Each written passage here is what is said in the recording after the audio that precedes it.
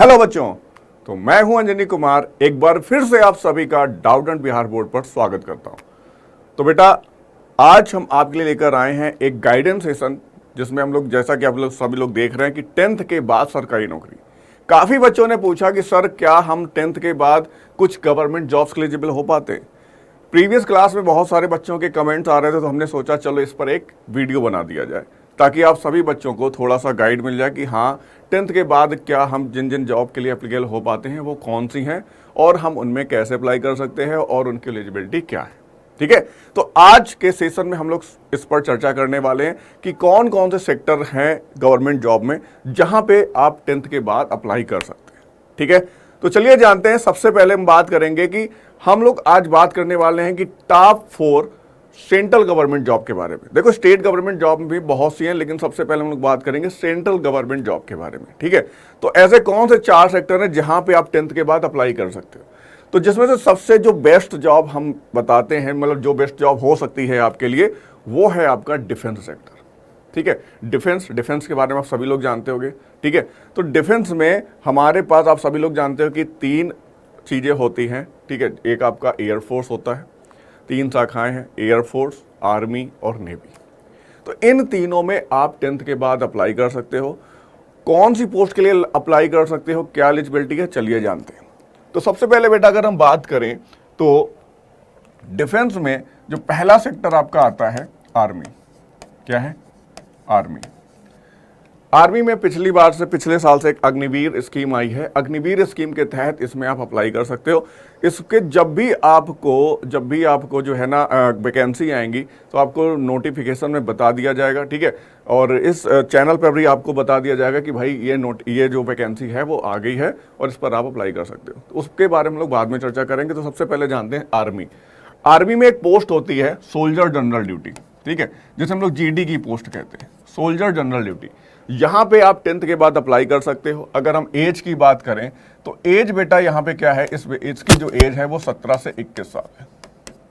ठीक है, 17 से 21 साल के लोग इस पे अप्लाई कर सकते हो।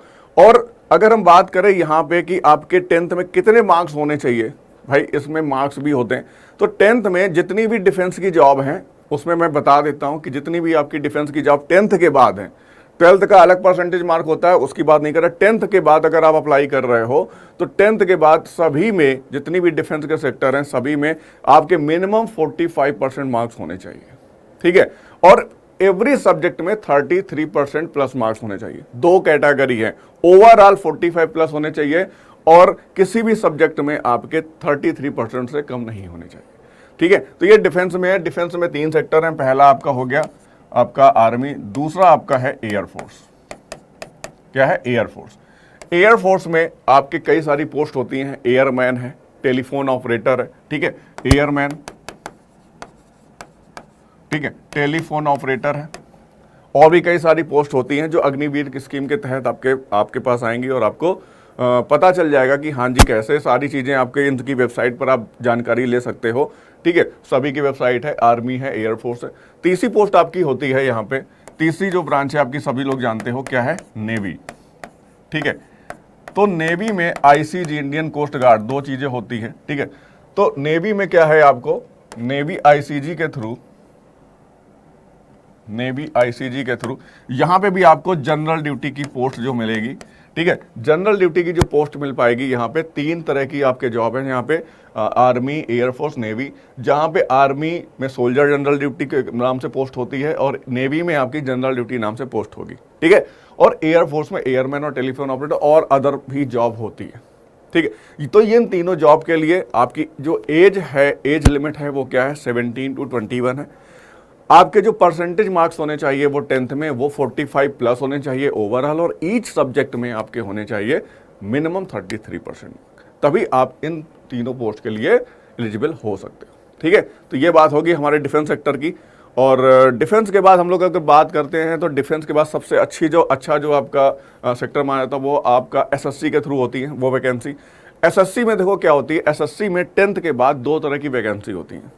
ठीक है, 2 तरह की वैकेंसी यहाँ पे कौन कौन सी होती हैं? तो पहली वैकेंसी आपकी होती है एमटीएस। एमटीएस का फुल फॉर्म क्या होता है? Multitasking staff. तो मल्टीटास्किंग स्टाफ यानी कि 4th ग्रेड नौकरी होती है, लेकिन 10th के बाद होती है। और यहाँ पे एक चीज़ और है, कि ये डिफेंस है, या इनमें अगर आप अप्लाई करते हो तो आप डिस्टेंस से हायर एजुकेशन के लिए भी अप्लाई कर सकते हो, और आपको यहाँ पे अलाउ कर दिया जाएगा कि हाँ जी आप कर सकते हो। और उसके बाद आप इंटरनल एग्जाम के थ्रू प्रमोट होते रहोगे, ठीक है। तो ऐसा नहीं कि नहीं आप 4th ग्रेड में अगर ज्वाइन किया है तो जिंदगी भर आप 4th ग्रेड में रहे हो। अगर आप फिर भी पढ़ते रहते हो, अपनी पढ़ाई को कंटिन्यू करते रहते हो, तो आप इंटरनली मतलब हायर रैंक तक पहुंच सकते हो, ठीक है। तो ऐसी कोई बात नहीं कि नहीं सर मैंने 10th के बाद अगर ये ज्वाइन की तो हम जिंदगी भर MTS ही रहेंगे, तो ऐसी कुछ बात नहीं है।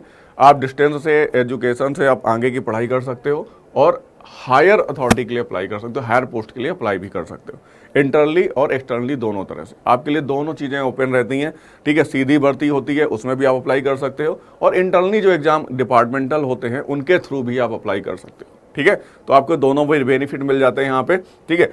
MTS के बाद आपको SSC के एक चीज़ और आती है, GD कांस्टेबल। क्या होती है? GD constable, general duty constable, ठीक है। इसमें भी आपका 10th मांगा जाता है। और हाँ, डिफेंस के अलावा जितने भी सेक्टर है वहां पे जो एज लिमिट है वो 18 to 23 या 18 to 25 होती है। कुछ पोस्ट में 18 to 23 है, और कुछ पोस्ट में 18 to 25, यानी 18 से 25 साल, 18 से 23 साल के लोग अप्लाई कर सकते हैं, ठीक है। मिनिमम एज 18 साल है, मिनिमम एज यहाँ पे 17 साल है, मिनिमम एज यहाँ किसी में 17.5 भी है, ठीक है। जैसे कि एयरफोर्स की बात करें तो 17.5 है, आर्मी की बात करें तो 17 साल है, ठीक है। 17.5-17 के बीच में के बाद ही अब आप अप्लाई कर सकते हो 10th के बाद, ठीक है। तो ये सबसे बढ़िया तो डिफेंस है आपके लिए, ठीक है। डिफेंस के बाद जो दूसरे नंबर पे आपके लिए जो जॉब होती है वो आपकी होती है SSC। SSC में आप 10th के बाद 2 तरह की पोस्ट निकलती हैं, हर साल निकलती हैं, MTS और GD कांस्टेबल। GD कांस्टेबल में आपका CISF, CRPF, इनमें जो है BSF, इनमें आपका कांस्टेबल की पोस्ट निकलती है, ठीक है। तो इनमें फिजिकल भी होता है, ठीक है। जितनी भी डिफेंस है और जितनी है GD कांस्टेबल है, इन दोनों में फिजिकल होता है। MTS में कोई फिजिकल नहीं होता है, ठीक है।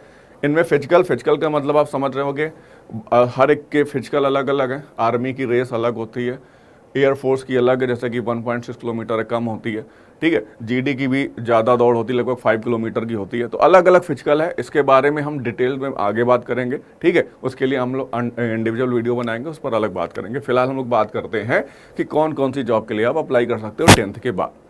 तीसरा नंबर का जो सेक्टर आपका आता है वो है आपका रेलवे, ठीक है। रेलवे में आप 10th के बाद ग्रुप D, ठीक है, ग्रुप D की पोस्ट निकलती है, इसमें आप अप्लाई कर सकते हो, ठीक है। ग्रुप D की पोस्ट होती हैं। और हाँ, एक चीज़ और है, रेलवे में 10th के बाद अगर आपके पास कोई डिप्लोमा है, जैसे कि ITI का डिप्लोमा है, ITI का सर्टिफिकेट है, तो आपके लिए बेनिफिशियल है, वहाँ उससे आप लोको पायलट भी बन सकते हो, ठीक है। ये 10th के बाद आप कर सकते हो अप्लाई। 10th के बाद लेकिन आपको ITI करना पड़ेगा लोको पायलट के लिए, ठीक है। नॉर्मल आप ग्रुप D के लिए 10th में सिर्फ अप्लाई कर सकते हो। इसमें सिर्फ आपके पास 10th की मार्कशीट चाहिए, यानी कि 10th आप पास आउट होने चाहिए। परसेंटेज की कोई लिमिट नहीं है। SSC और रेलवे यहाँ पे परसेंटेज की डिमांड नहीं होती है 10th के बाद, ठीक है। उसके बाद हमारा जो चौथा सेक्टर है वो हमारा आता है बैंकिंग, यानी कि बैंक सेक्टर। बैंकिंग सेक्टर में हमारी जो पोस्ट होती है, इसमें भी आपकी ग्रुप D पोस्ट है, यानी कि इसमें भी आपका MTS होगा, मल्टीटास्किंग स्टाफ, ठीक है। इसमें भी जो है आपका मल्टीटास्किंग स्टाफ के लिए आप अप्लाई कर सकते हो, ठीक है, मल्टीटास्किंग स्टाफ। क्लियर हुआ? तो ये आपके टॉप मोस्ट 4 सेक्टर थे, जहां पे ये सारे सेंट्रल गवर्नमेंट के सेक्टर हैं। सबसे अच्छी बात ये है कि ये सेंट्रल गवर्नमेंट के सेक्टर हैं। इसके अलावा आपके स्टेट लेवल में भी कई सारी जॉब होती है जो 10th के बाद होती हैं। मोस्टली जितनी भी जॉब आपकी जो ग्रुप D की होंगी, वो सभी जॉब जो है 10th लेवल की ही होती है, यानी 10th पास आउट कर लो, उसके बाद आप अप्लाई कर सकते हो।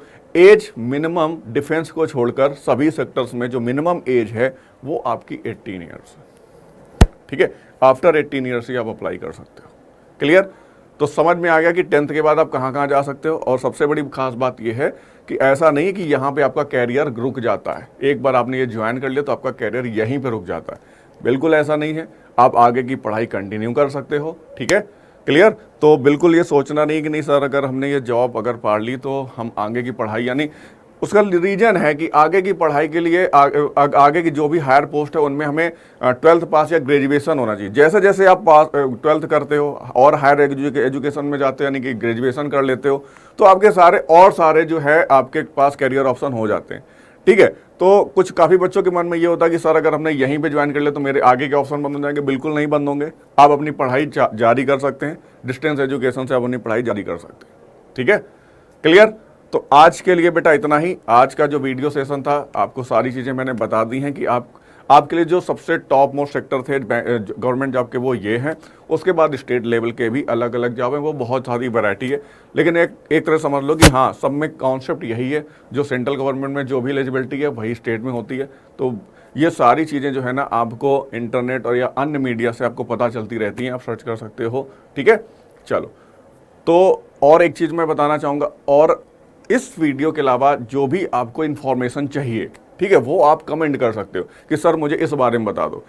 आपके पास काफ़ी सारे क्वेश्चन होंगे कैरियर को लेके, ठीक है, कि क्या करें क्या ना करें, कैसे पढ़ाई करें, बहुत सारी चीज़ें आपके साथ होंगी। तो आपको जो कुछ भी पूछना है, जिस बारे में भी आपको जानकारी चाहिए, ठीक है, तो वो आप कमेंट में कर सकते हो कि सर एक वीडियो प्लीज़ इस पर बना दीजिए, मुझे इसके बारे में थोड़ी सी इन्फॉर्मेशन चाहिए। ठीक है, तो वो मैं आगे आपकी सारी समस्याओं के लिए एक एक करके वीडियो लाता रहूँगा। ठीक है बेटा, तो आज के लिए इतना ही। हम लोग मिलते हैं अपने नेक्स्ट सेशन में। तब तक के लिए बेटा बाय बाय, जय हिंद।